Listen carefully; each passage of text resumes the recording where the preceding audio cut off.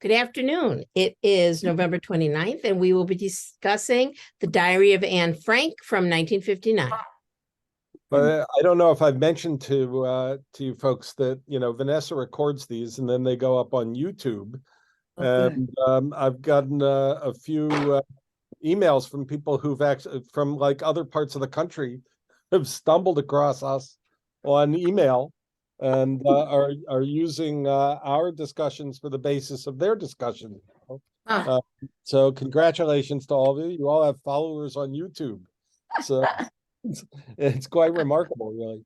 So I heard from a couple of people out in Los Angeles who are enjoying our film discussions. So this week we're talking about The Diary of Anne Frank from 1959. So you may notice that we've had 3 movies in a row that deal with Jewish teenagers in some ways, right? And when you add in next week's, that's 4. So clearly quite a different tone and different time period and everything else than the 2 movies we watched about Bar Mitzvah. But remember that Anne Frank was 13 years old when her family went into hiding. Right? So the actress who plays her in the movie was 17, actually, at the time that the movie was made. And there was some concern when the movie was made that she was too old for the part. Millie Perkins is her name. Continued to act and but this was her screen debut. She was actually a model in New York City prior to this. But the director of the film, George Stevens, who was also a producer of the movie, very much wanted to find somebody who was an unknown in Hollywood, thinking that this would make the portrayal seem a bit more real. Although I'm not sure realism is necessarily a word that you would apply to this movie, but that people would be able to suspend their disbelief a little bit more. You can see one of those pictures there, a picture of her with Dean Stockwell. I don't know if that, she was married to Dean Stockwell for a while. So I don't know if that name means anything to you. He was a child actor and then went on to have a career. Maybe in his adult years, best known for being in the TV series Quantum Leap, the original TV series. There's a remake of that now, but he plays a hologram in a recurring character in Quantum Leap. Anyway, so Diary of Anne Frank, 1959, directed by George Stevens. George Stevens was not Jewish, but he did have some unique qualifications for being the director of this film. He actually, during World War II, was served in the army and in the film unit, and was there at the liberation of Dachau concentration camp. So he was interested in making movies. In fact, when he came back after World War II, he and a couple of other directors, Frank Capra and William Wyler, formed their own production company called Liberty Films, and went on to produce. He'd been producing his own movies since the 1930s, but he went on to before World War II, he had a career as a director, and after World War II as well. His movies, I think, 6 of his movies were nominated for Best Picture, including this one. He was nominated for the Oscar, I think, 5 times for direction, and won twice. Not for this movie, but he won for A Place in the Sun, and No. and for I think Giant was the other movie that he won Oscars for best director. So you have your hand up already. So Yeah, I when you were talking about Millie Perkins, I raised my hand because I thought that she was miscast. Yeah. First of all, she's way too pretty for the part of Anne Frank, because we've all seen pictures of what Anne Frank really looked like. Yeah. And she had makeup on all the time in that movie. Well, this So- is what I mean when I say that I don't know that I would, as much as the director said he was looking for someone unknown so that there would be some realism to this, right? I mean, nobody in the whole movie looks like they, haven't had a chance to take a bath every day. Exactly. I mean, there's a lot of Hollywood in this movie. Yeah. I mean, I had seen the movie when it first came out years ago, and I thought I better watch it again, which Yeah. I did just the other day. Right. And then I looked at it and I just thought, oh, she should not be Anne Frank. Yeah, well, so it's the Diary of Anne Frank, but it's also filtered through Hollywood is sort of a relatively glamorous love story between, sort of a strangely hopeful love story between her and Richard Beymer, who's a little better known a year or two later for playing Tony in West Side Story, right? And again, continuing the trend of here, the Jewish characters who are the stars of this movie are both played by non-Jewish actors. So that's part of it. But yeah, I mean, when she has that scene where she's talking to him and telling him how she knows she's not pretty, I mean, it's a little hard to buy, right? Especially because she was before this, she was a fashion model, right, in New York City. So by anybody's definition, I think Millie Perkins is very pretty. The picture, I won't make any comment on what Anne Frank really looked like, but I mean, this is the Hollywood problem, right? You're making a movie that you want to succeed, that you want to make money. How much truth do you want to put in it, right? And so to have these characters slowly deteriorate as they must have in real life, is not Hollywood, right? So there are things you can complain about it, but you also have to understand that that's Hollywood and that's the way it's going to be, right? It's beautiful and not real, right? But I would say 1959. This is the first. We saw a movie, several series ago, 1953, The Juggler, with Kirk Douglas. Oh yeah. And, set in Israel, right? And I believe I said at the time, I mean, that's the first movie with a Hollywood actor in it to even talk about the Holocaust, right? From that movie in 1953 to 1959, you're hard pressed to find a movie that talks about the Holocaust. And most people talk about this one being the first movie, right? The first Hollywood movie to talk about the Holocaust. The Juggler falls into a funny category because it wasn't exactly financed through Hollywood, and it was filmed in Israel in 1953. So this is a start of something that, of course, continues until the present day. I mean, we continue to make movies about the Holocaust, but call this one a first imperfect attempt, right, to do anything like that. So I think George Stevens' heart was in it, right? As I said, he was there at the liberation of Dachau. And the movie itself, as it's directed, is I guess I would call it ingenious in a lot of ways. The opening scene, the closing scene were actually filmed in Amsterdam, right? The framing device of Otto Frank coming back after the war and coming back into the attic and being given essentially his daughter's diary, which sets the whole thing into motion.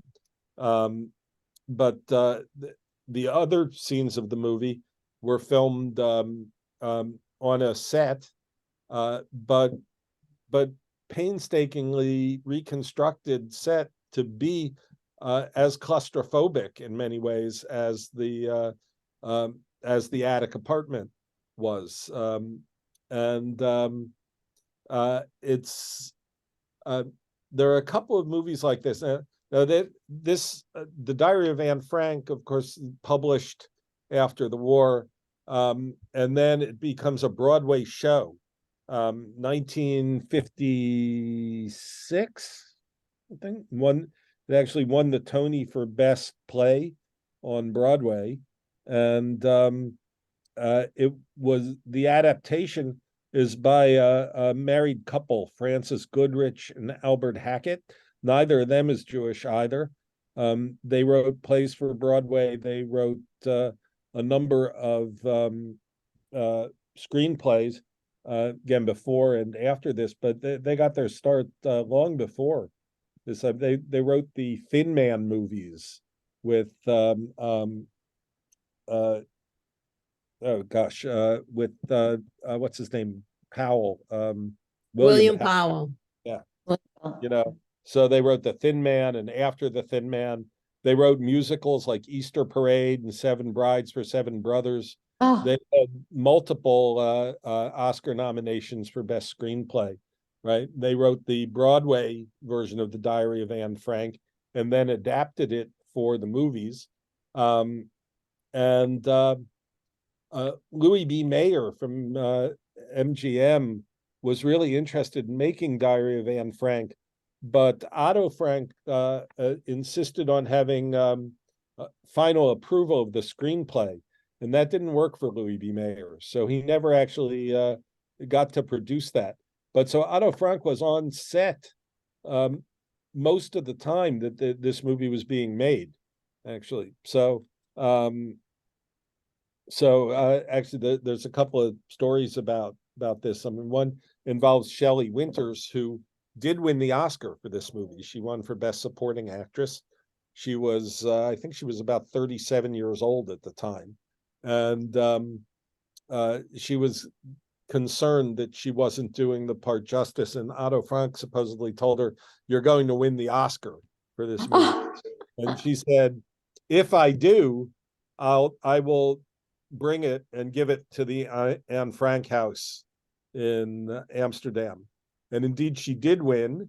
She won the Oscar that year. And the story goes in 1965, she was in Europe filming a movie, and she went to the Anne Frank House and she brought the Oscar and ran into Otto Frank there, who said, "It was amazing to find me here. I'm only here about 2 hours a year." But it happened to be when she was there, and she did give the Oscar to the Anne Frank House, and so Otto Frank made her feel more comfortable about the role she was playing. She in turn supposedly mentored Millie Perkins through the movie. Millie Perkins is from a Catholic family and was concerned that she also wasn't doing justice to her part, and Shelley Winters kind of took her under her wing and helped her with some of that. So there's a lot of interesting folks in this movie. Let me finish with George Stevens. Just you've seen movies that he made. He got his start with Hal Roach in the silent film business and silent comedies. He went on to be the director of a number of Laurel and Hardy movies, and Stan Laurel had been in a lot of these Hal Roach one-reelers, and they didn't really know what to do with him. And the lights in my office went off. yeah. It's not working, so I'll just sit in the dark. Okay. So they didn't really know what to do with Stan Laurel, and apparently is George Stevens who really paired Laurel and Hardy together and made their careers. So, but then he went on and made movies. He directed Alice Adams in 1935, Swing Time with Fred Astaire and Ginger Rogers in 1936, Gunga Din, Woman of the Year. I think that's a Katharine Hepburn movie, if memory serves. Place in the Sun, where Shelley Winters won her first or got her first Oscar nomination, I think, for that movie. Yeah, so her first Oscar nomination was directed by George Stevens. That was in 1951. And then Shane in 1953, Giant in 1956. And then this movie. This movie was nominated for several Oscars, including Best Picture, Best Director, I think Best Screenplay. It didn't win any of those. It did win Best Art Direction, black and white, Best Cinematography, black and white, Best Soundtrack for Alfred Newman. I think he won that year. Alfred Newman, by the way, if you know the pop singer Randy Newman, this is his uncle, Alfred Newman. And Randy Newman's won some Oscars too for songs that he's written for the movies. But Alfred Newman has been nominated. He's up there very high on the list of people with the most nominations ever. He was nominated 44 times for soundtracks. Yeah. I think he won 9 times. I don't have the complete list of the 9 times. Yeah, you got to make sure that you're not looking at Alfred E. Newman. That's someone else from Mad Magazine. But Alfred Newman, definitely Jewish. But he wrote this score, which is pretty pervasive in the movie, to say. So, kind of He has a stamp after him too. yeah, it's got an American stamp, I wonder. Yeah. Yeah. So very nice. Yeah. So yeah, and of course a few other character actors who you probably recognize beyond Shelley Winters, who won the Oscar. Ed Wynn was nominated for Best Supporting Actor for his role as Dussel. He did not win. This happened to be the same year that Ben-Hur came out with Charlton Heston. So, which at the time had more Oscar nominations than any other movie in history. I think 12 nominations for one movie, right? And the actor, was it Stephen Boyd? I think won the Oscar for Best Supporting Actor that year for his role in Ben-Hur. I'm playing Masala in the Ben-Hur movie. But Ed Wynn was nominated here. If you've been with us through all the movies, you know he appeared in one of the others that we showed, which was Marjorie Morningstar, where he plays Uncle Samson in that movie. But perhaps best known for his work in Disney movies, particularly in a small but unforgettable part in singing "I Love to Laugh" in Mary Poppins. Right. But he was also in the movies Flubber and Son of Flubber for Disney and a few other things over the years. Well-known comedian, and brings a bit of a comic touch into this movie, which again, it may seem a bit strange, I mean, the tone of the movie veers here and there.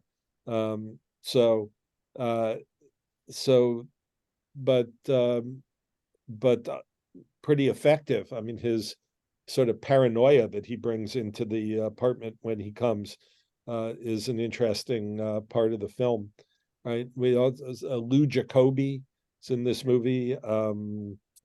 You may certainly know him from other things that he's been in. Also Jewish. Several supporting roles. We saw him in My Favorite Year, where he plays I want to say Uncle Morty, but I'm not sure if I've got the name right. Not to take a look. But he's also in the Woody Allen movie Everything You Always Wanted to Know About Sex But Were Afraid to Ask. He's appeared on Broadway. He appeared in many movie roles over the years. I think I first heard him on record. Actually, there were a couple of records that were pretty popular, at least among Jews, in the 1960s. One was called "You Don't Have to Be Jewish," and he was one of the voice actors on that. and I'm forgetting the other title, but sort of When You're in Love, the Whole World is Jewish. Is that what that's? So Yeah. So he appeared on that as well. So some of you may recognize his voice as well as his face. And I don't want to leave out Joseph Schildkraut, who is also Jewish, who plays Otto Frank in the movie. And his father, Rudolph, was a famous Yiddish actor in New York City in the 1940s. And Schildkraut won an Oscar for Best Supporting Actor earlier in his career in The Life of Emile Zola. He actually plays Dreyfus, Alfred Dreyfus in Life of Emile Zola. That's 1936, I want to say, and won the Oscar for Best Supporting Actor for that. So one of the kind of ingenious things about this movie is that it pretty much all takes place in the attic apartment, right? So he was, by the way, in the original Broadway cast as well, playing Otto Frank, and the actress who plays his wife, Gusti Huber is her name. She appeared on Broadway in this role, and then pretty much retired after this movie. So she doesn't have much of a list in the IMDb, movie database, right? Beyond this.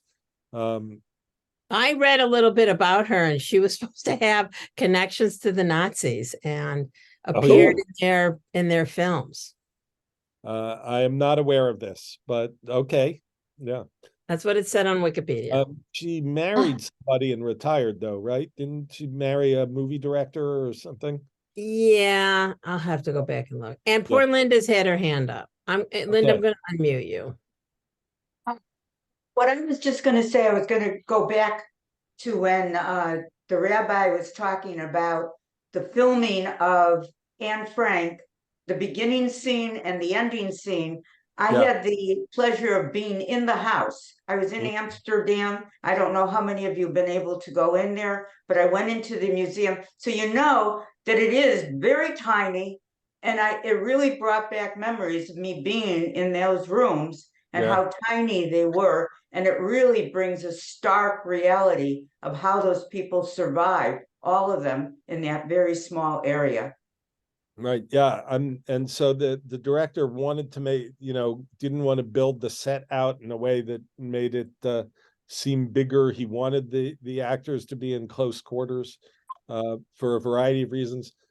He also, they filmed this movie in sequence as if they were performing a play, which is fairly unusual, you may know, in Hollywood, that it's often things are shot out of sequence.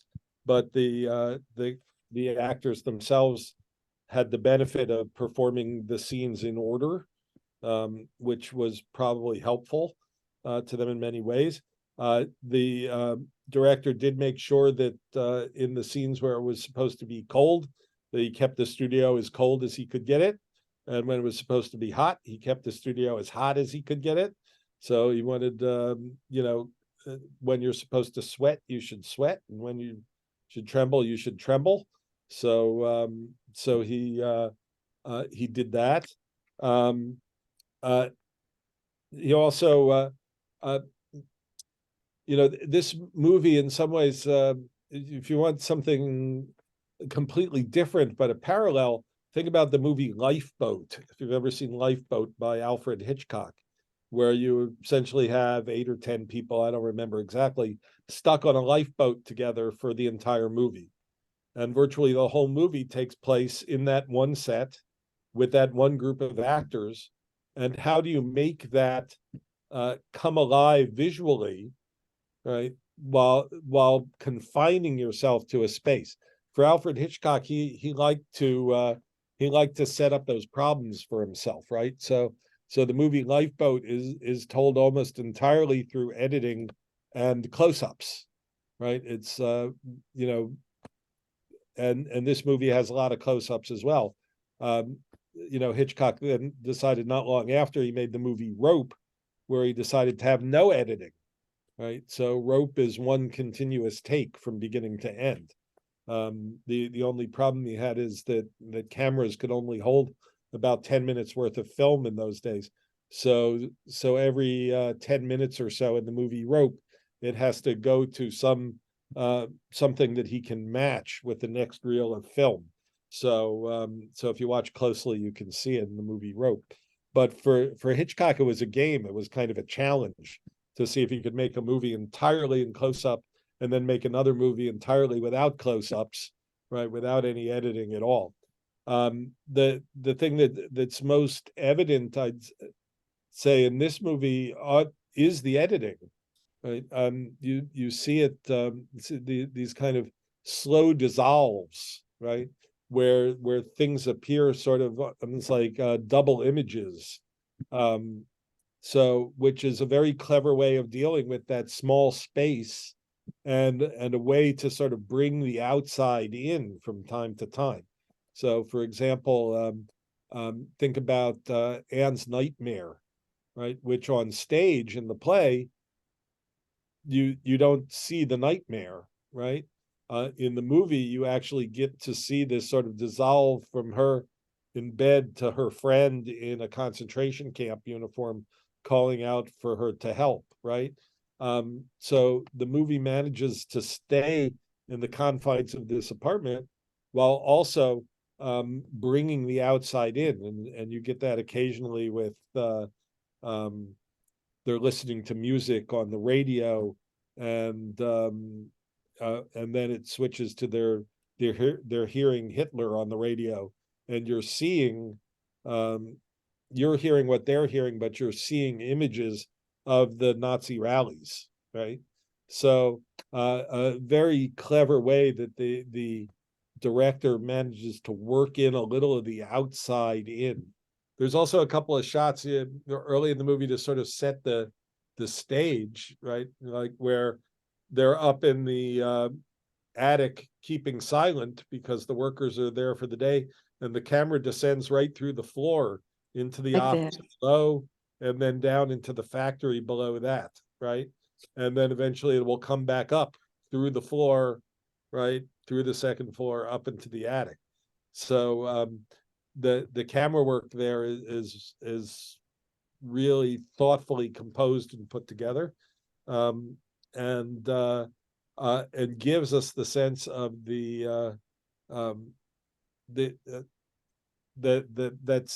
that sense of how difficult it must be to keep completely silent for so long, day in and day out, right, to avoid being caught.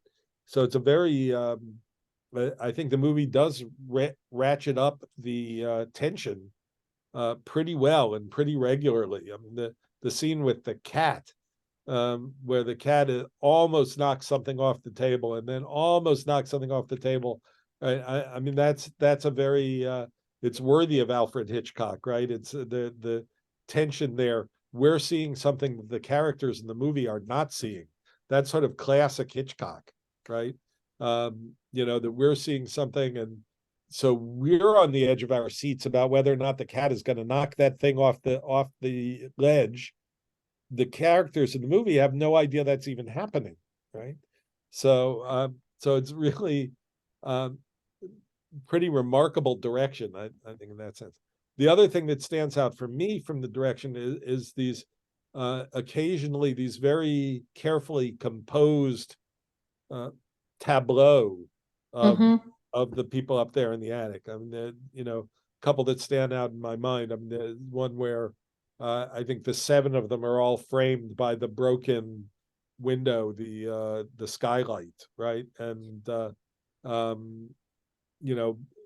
and on the one hand, like we were saying at the beginning when Sue brought it up, beautiful. They look beautiful, all of them, perfect, and then perfectly framed, right? It's a perfectly framed picture of them, and throughout the movie you get these moments where you get this sort of kind of I would wouldn't hesitate to call it exquisite, this exquisite composition within the film frame.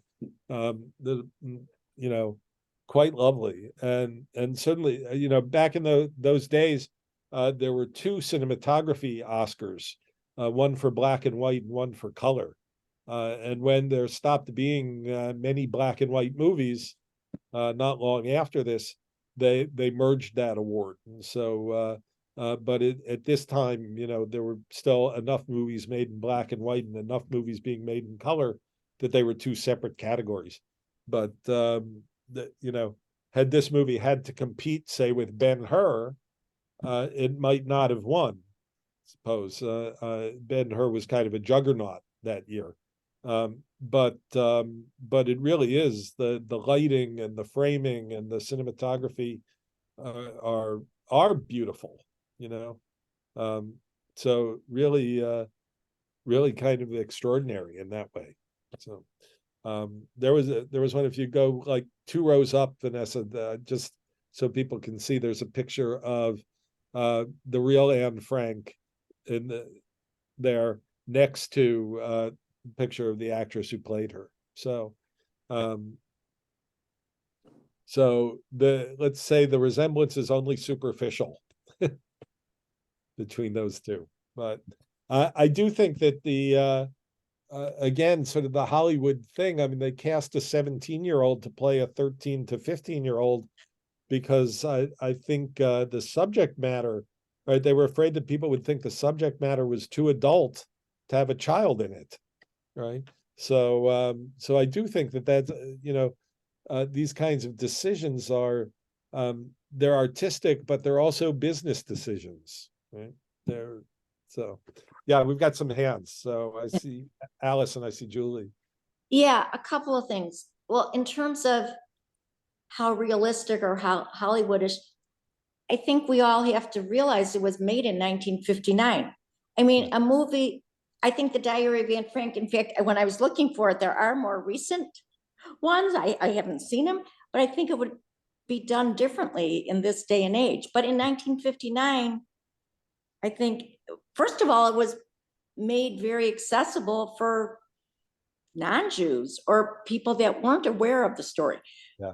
But the other thing I want to comment on, and Rabbi, this is what do I want to say? It's like, I feel like I've learned a lot about film through taking your class.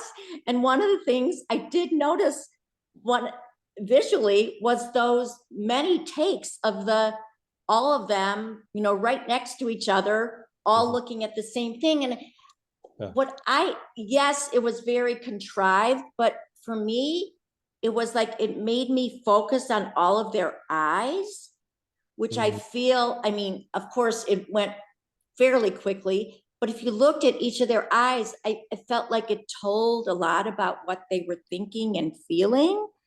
And also it emphasized the claustrophobic place that they were all living in, and that they, even though there were little areas where they could all go, mostly they were living on top of each other, and what that meant, especially for all of them, but I'm going to say especially for a young 13 to 15-year-old, as she aged, you know, that's how she had to grow up through her early adolescence, you know, with all these people right on top of her. So I think that just emphasized that.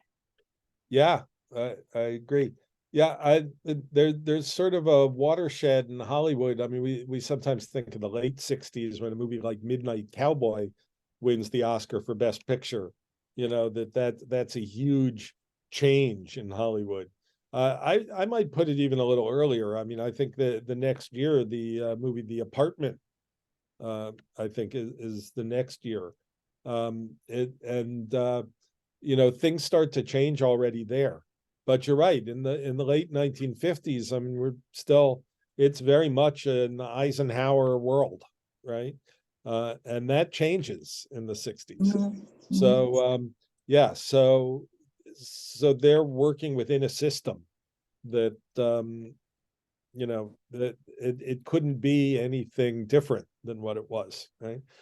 In some ways, you have to say it's kind of remarkable that this movie sort of refers to her becoming a woman at all, right? As oblique as that sort of is, and as beautiful. So I mean, imagine having your first period in that apartment, right? I mean, it doesn't sound like a beautiful miracle to me somehow. The way, yeah. Now that is some of that is direct language from Anne Frank's diary. I mean, so great. But yeah, and you mentioned this something about them. There are moments where I feel like they look right at the camera as they deliver lines, to almost like on stage Shakespearean soliloquies, in a way, right? They look right at the camera and speak to the audience. Not exactly what we call breaking the fourth wall, but pretty close, right? Whether it's her father or her, there's a lot of looking at the camera, and revealing something. Julie, you had your hand up. Yeah, I have a couple of things. One is that I read a book a few years ago called Dutch Girl. I don't know if any of you have read it. Was a really good book. It's about Audrey Hepburn growing up in Holland during the war. And she was very brave and did a lot of things that were very risky to her. She had family members that were murdered. Yes, of course she was not Jewish, but after she became, the book was mostly about her younger life, but after she became, started in Hollywood, she was actually asked to play the part of Anne Frank. Mhm. And she was Yeah. old, she was like 29 or something. And that Yeah. shows how Hollywood approaches business. Right. And she didn't want to do it. First of all, she felt it wouldn't work for her at her age to try to play a young girl like that. But the other thing was that she didn't think that she could do it because it was too close to home for her. She identified with Anne Frank in so many ways. They were the same age at that time and had gone through horrific experiences. She wasn't hidden in an attic, but the book was really interesting, and I'd recommend it. The second thing is that Bob and I, maybe it was last summer, fairly recently, watched a rather short series about meat and the office workers, and it was basically about her, not about the Right. Franks. And that was, I thought, really worthwhile because we always hear about the diary of Anne Frank and we see the attic and we know that story, but the story of what these people had to go through to provide for them at the risk of their own safety was an amazing story in itself. And I wish I could remember the name of it, but if you're interested, you could probably seek it out somehow. I'm not sure. I don't know if you just had into your remote, whatever her last name was, but I recommend those two things a lot. I thought it was amazing about Audrey Hepburn. Yeah, well, and you can imagine people looking at pictures of Millie Perkins and saying, "Oh, it's a younger Audrey Hepburn." That's Yeah. exactly what we need in the show, right? So that's right. I mean, Hollywood is full of those stories. We're looking for an Audrey Hepburn type, right? And Millie Perkins kind of fits that bill. When Shelley Winters got the call, her first thought was that are they thinking about me for Anne Frank? She was 37 at the time, but she also didn't see herself as, well, how am I going to play Mrs. Van Don? She's 50, right? So she didn't see herself in either of those roles to start with. But she really did think they were calling her to see if she was interested in playing Anne Frank. Which, right, I mean, not something you would sort of put past Hollywood to, I mean, how many high school movies have we seen where, these high school kids are in their 30s, right? Grease, for example, with Olivia Newton-John and John Travolta. How old were they when they were supposed to be 16 in that movie? Super old. Yeah. So Meep, it's not a huge part in this movie, but of course it's a huge part of the story. And I heard her speak once years ago. I think it was back when I was living in Washington, D.C. But she did some public speaking and and told the story from her point of view too. So there was a documentary. I can't remember the title of it either, actually. But if you look her up, perhaps some of that'll come up. But There's one, The Attic, The Hiding of Anne Frank, but there's another movie that she was in with Hilary Swank, where she goes, it's a true story, Freedom Riders, where Meep goes to the inner city of LA, where Right. Hilary Swank's character is teaching, and Yeah. tells them to be compassionate. right, comes in. But there's a scene in this movie that was let's be generous and say it was paraphrased from Anne Frank's diary. But it's there was a definite attempt here to sort of universalize the experience, right? I mean, I think it was Alice who said something about, the movie speaking to people who don't know what happened, right? And need some education, right? And so there's a scene pretty near the end where Anne Frank talks about the world being unfair to other people, right? That sometimes I think she says sometimes it's blacks, right? Something like that. Anne Frank in her diary did not say that, right? She specifically said, this is not the first time that the world has been unfair to Jews, that there have been Jews in other times and places that have had to suffer like we have to suffer. And that's clearly a very different statement. But the movie really did want to universalize the experience a little bit. And that was one of the ways that it chose to do that. It also, the Hanukkah scene does not appear in Anne Frank's diary. Right? That doesn't necessarily mean it didn't happen. Remember, I told you Otto Frank was on set the whole time. He had script approval. So that may be something that he added to the story, that yes, we celebrated Hanukkah, and it's very important in the movie, right? I mean, it's a very important scene with a lot of again, a lot of the tension is built up in that scene right there. What's going on below? I think one of the break-ins into the office below is happening while they're marking Hanukkah upstairs, right? But it also gives the movie the opportunity to explain some of the importance of Hanukkah.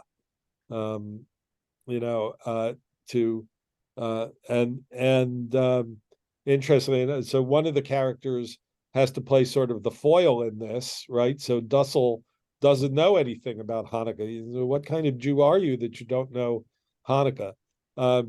So one of the, I would call it a small peccadillo about Anne Frank's diary is the character of Dussel, which is an invented name. It's not his actual name. And the actual character, the actual person is Dr. I believe his first name is Fritz Pfeffer, who was a dentist in Amsterdam.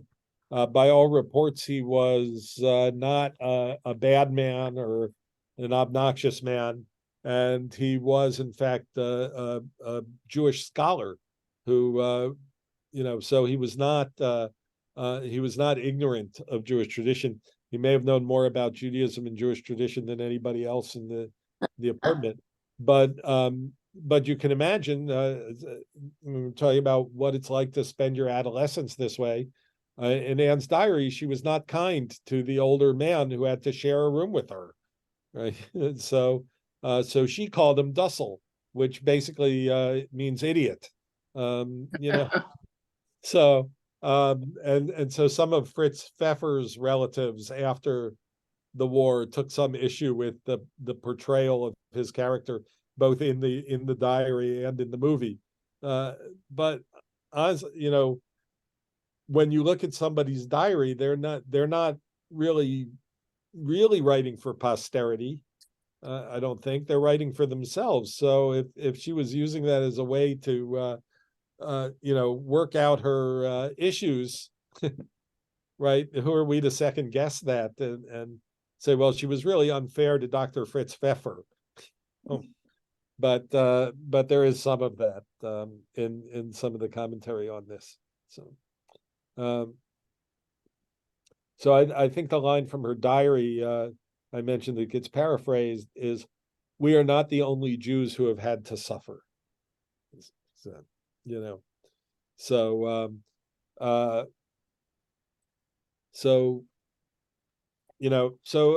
all in all, I'd say, considering the time period, this is one of those time capsule kind of movies, right? You can't expect to watch a movie from 1959 and think it's going to have the verisimilitude of a movie that's made today. But for its time, it's sort of a tentative step into this world of Holocaust storytelling, which was not commonplace.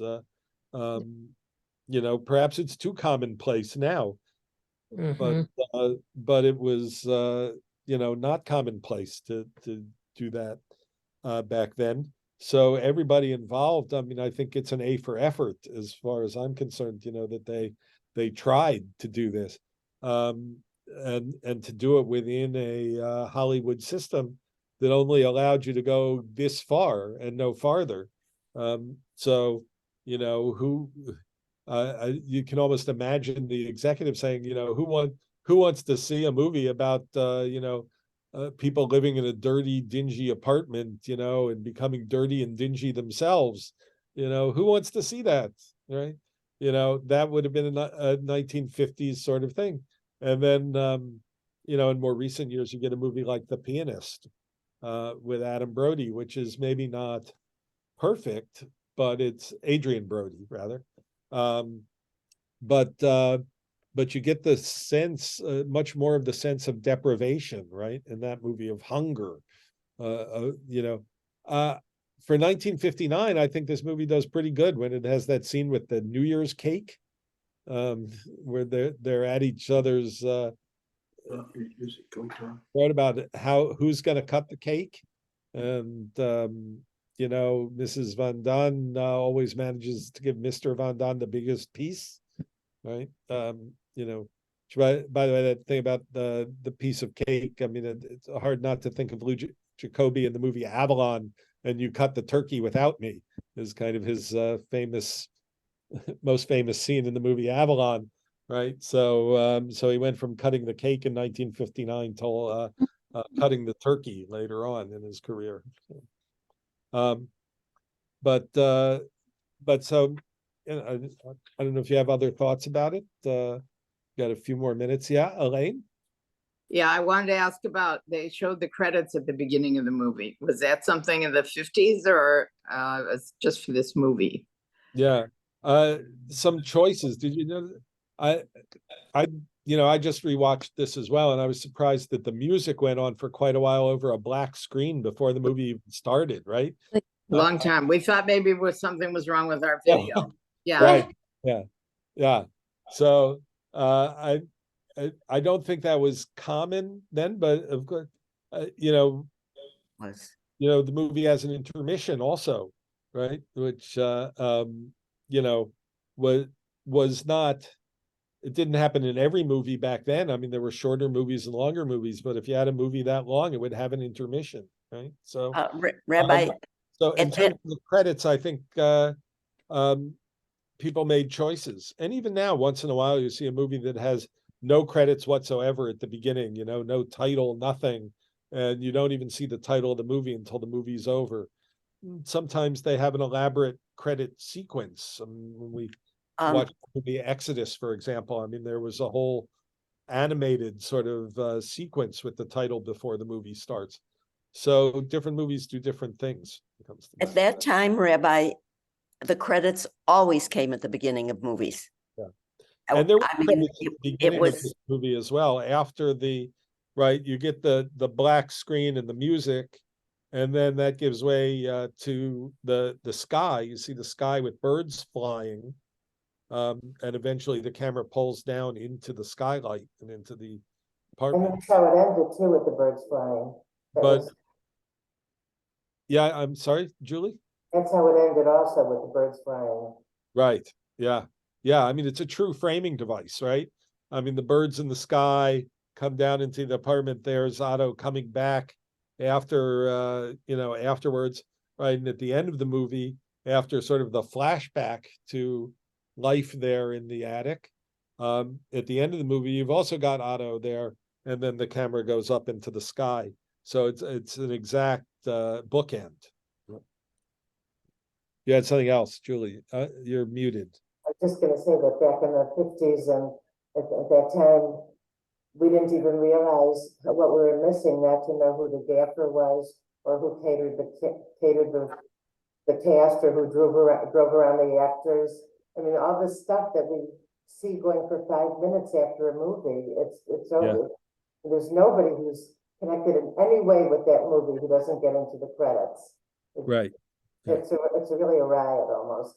Yeah. The other thing I got a kick out of in the movie, and so long since I've read the book, I don't remember if there was anything about it or not, but when she got dressed up to go to Peter's room, like Yeah. the dates, and he was all dressed up, shaving and putting on his good clothes and everything, I thought that Right. was funny.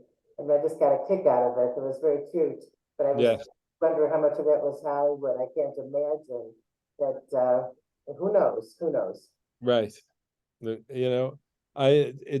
part of the pathos of the situation, right? Is this trying to live a normal life in abnormal circumstances, right? How do you court somebody who you see all the time 2 feet away from you, in this in this enclosed space, right? So whether there's some dramatic license, there's certainly dramatic license in how clean the clothing was, I would say, but there's an attempt to make it seem a little bit real. I see Marcia down at the bottom, and then back to Alice. Yeah, I just wanted to say, was that Lou Jacoby when he was younger played? I have heard him referred to as the Jacoby Kid. The Jacoby Kid, or is that somebody else? I don't know, actually. Okay. And then the other thing, Shelley Winters, you might have mentioned it and I might not have caught it, but another standout movie she did later in her career was A Patch of Blue. I don't know if you mentioned that. I did that. Well, maybe I didn't, but she did win the Oscar for that. A Patch of Yeah, Blue. yeah, that's what I thought.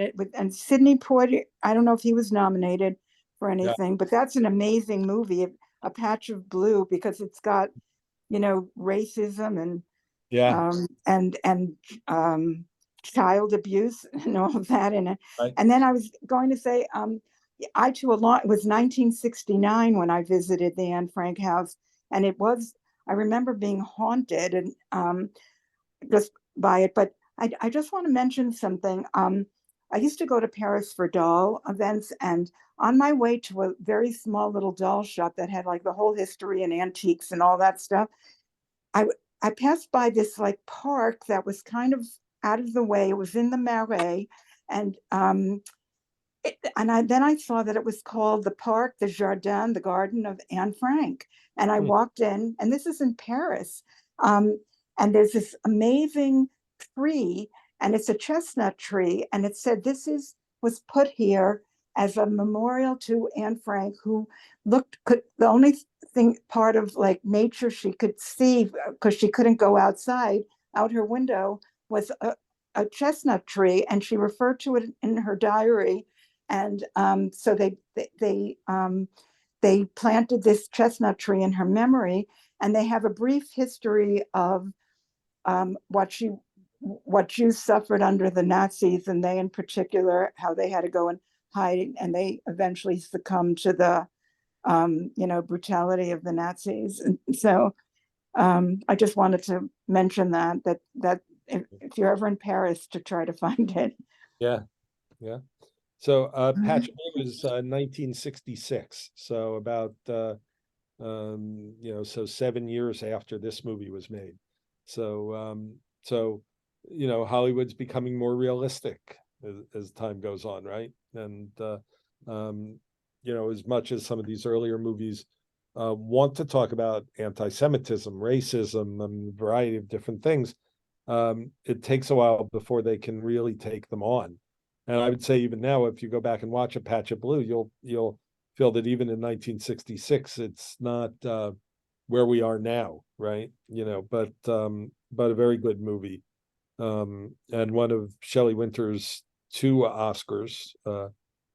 She was nominated a couple of other times too for A Place in the Sun, and I think her last nomination was for The Poseidon Adventure, 1972 or so. And Alice.